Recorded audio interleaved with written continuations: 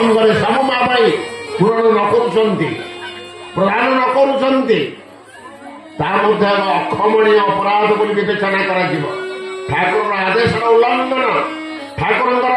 भावधारार उल्लंघन ठाकुर चाहते आम करूना किपर भाव कि प्रकार आश्रित आम मैंने किपर आम मैंने अनुभव करवा कौन दायित्व आमको से ने आम केमती से गठन करेंगे आम किसी मानुना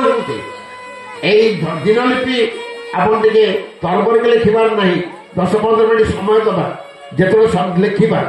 रात्र काल शोवा पूर्व दिनलिपि खोलवा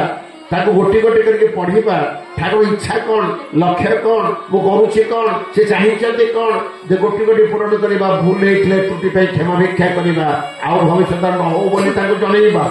प्रथम वाक्य ब्राह्म मुहूर्त शଯ୍ୟା त्याग से रही दिवणी गुरासन बंदन प्रार्थना से रही स्थिरासन अभ्यास से रही मुष्टि भिक्षा रखा से रही परनिंदा चर्चा वर्जन करवा से रही नियमित संघरे जोग दवा एवं से रही प्रत्यह श्रद्धाय करवा ग्रंथपाठ करवा आम उद्दिष्ट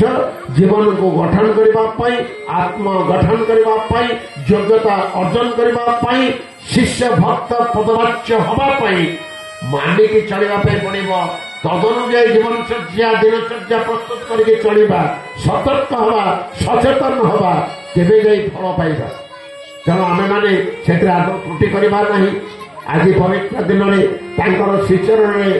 समस्त त्रुटि जनित अपराध क्षमा भिक्षा करने सहित व्याकुल भाव में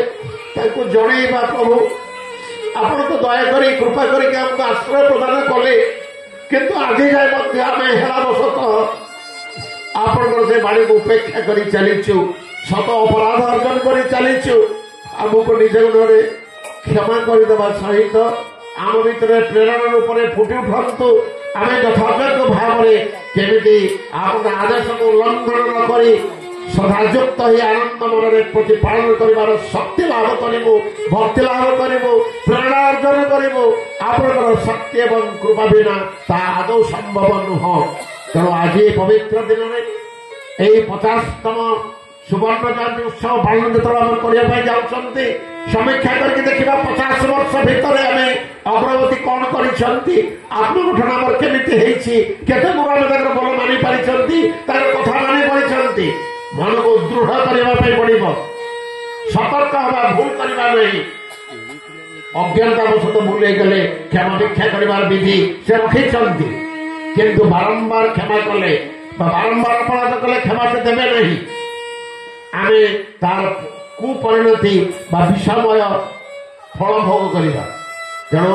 आम समस्ते दिनलिपि अनुजाई चलवा सनातन धर्म अनुजाई जीवन गठन संभव हम एवं आमको एकत्रित करके गोटे उज्ज्वल आदर्श स्थापन करने ठाकुर भावधारा जहाँ से चाहते आम से योग्यता अर्जन करवा व्याकरण भाव प्रार्थना करवा जय गुरु माँ।